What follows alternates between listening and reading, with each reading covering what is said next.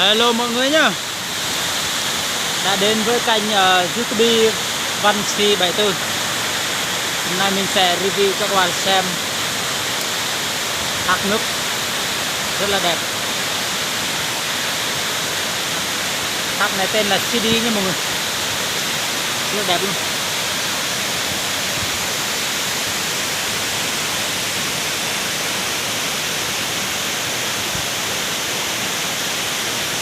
Thời tiết ở đây thì cảm giác thì rất là mát luôn.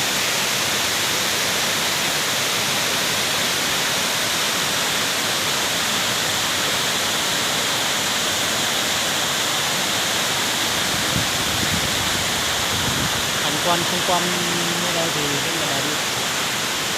Đây là một trong những khu du lịch tại Lào nha mọi người nhá.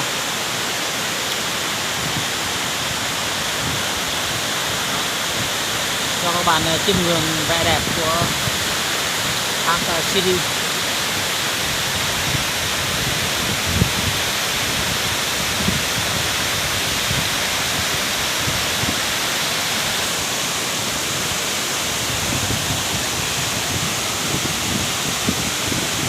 Ai chưa đi thì chắc rất là thèm đấy mọi người, nên đi một lần để biết.